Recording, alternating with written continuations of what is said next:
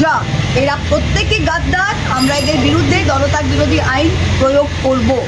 সৌগতা এবং আমি গিয়ে কথা বলি।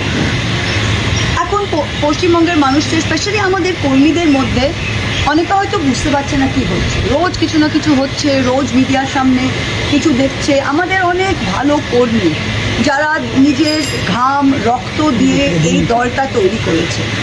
এই দলটা কোনো নেতা তৈরি করেনি, কেবল মমতা ব্যানার্জি তৈরি করেছে আর কর্মীরা তৈরি করেছে।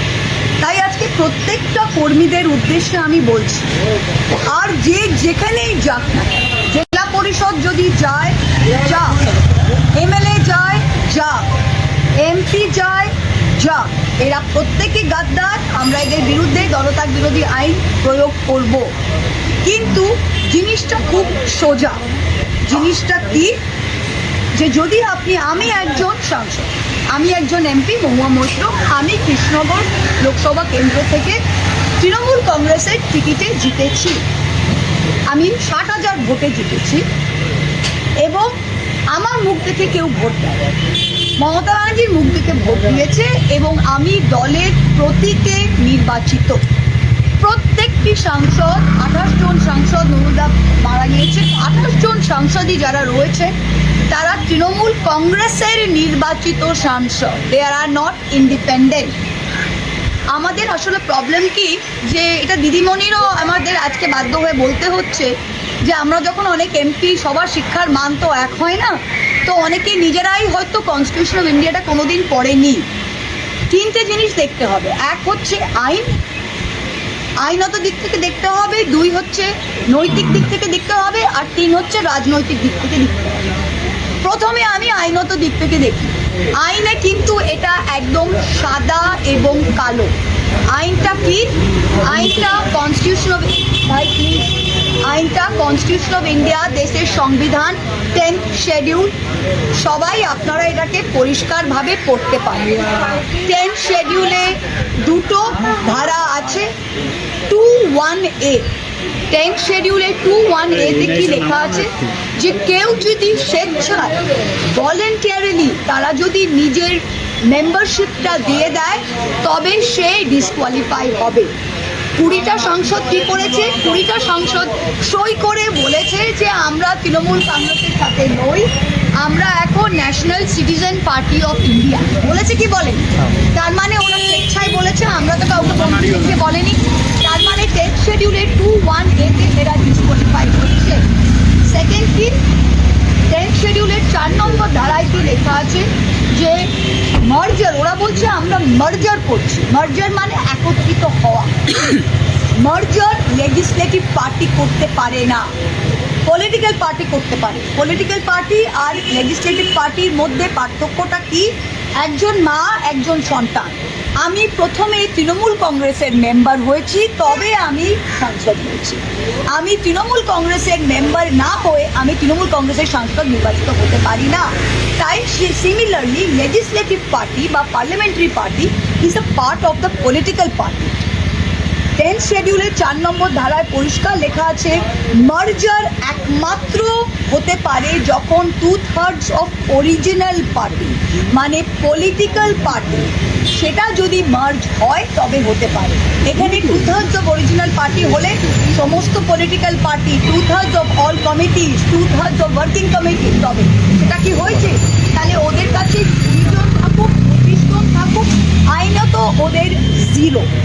আজকে আমরা গলা ফাটিয়ে বলতে পারছি, এই হচ্ছে আমার পজিশন।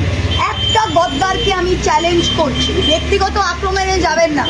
অভিষেক কত খারাপ আর কে কি করেছে ওইসবে যাবেন না। আপনারা সোজা দাঁড়িয়ে, মাটিতে দাঁড়িয়ে বলুন যে আইনতভাবে আপনারা কোন ধারায় আপনারা বলতে পারছেন যে আপনারা অ্যান্টি ডিফেকশনে পড়বেন না।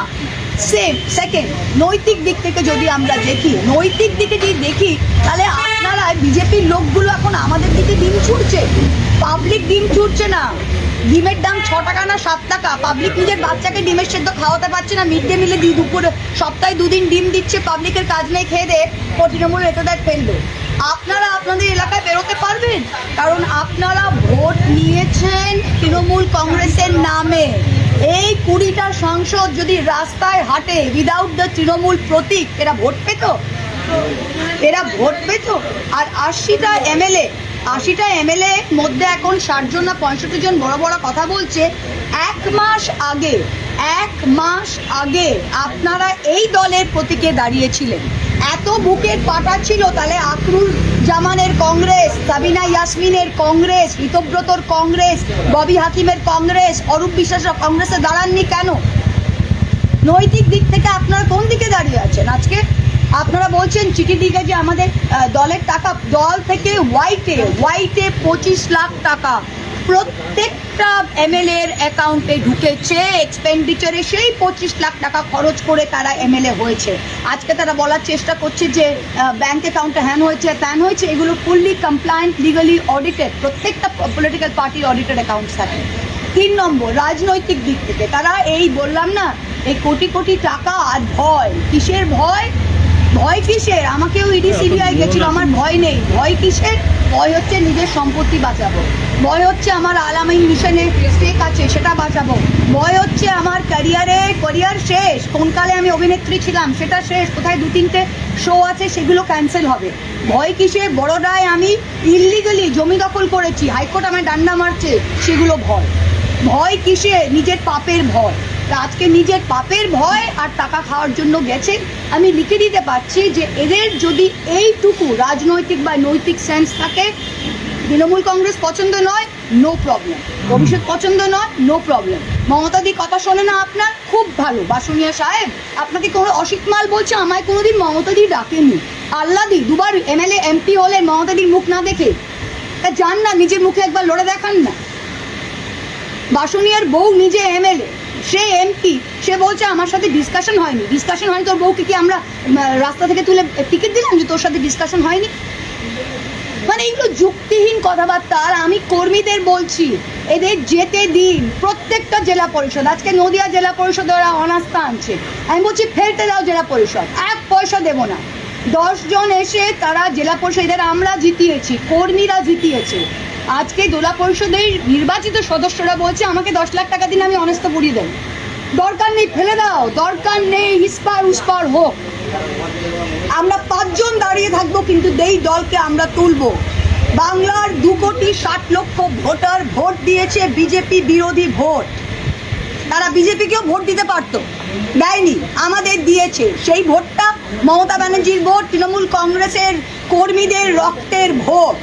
এই ভোটটা কোনো মেম্বার যদি ভাগতে চায়, ভাগো।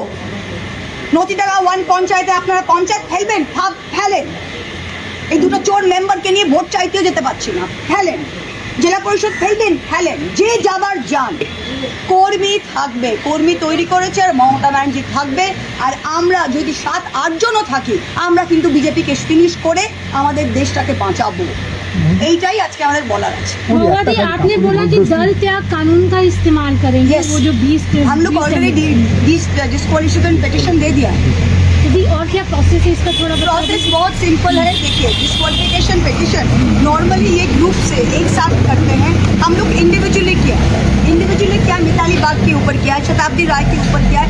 हर केस में हम लोग ने एग्जाम्पल दिया है कि ये वॉलंटरली कहा है कि हम तृणमूल कांग्रेस के साथ जुड़े नहीं चाहते हैं। दैट मीन्स 10th शेड्यूल का 2(1) में ये डिस्क्वालीफाई होता है, प्लस ये 4 में 10th शेड्यूल का पार्ट 4 में ये खुद ही बोला है कि हम क्या नेशनल क्या पार्टी है, जो पार्टी का नाम ही नहीं जानता है, उस एनसीपी पार्टी के साथ हम जुड़ेंगे।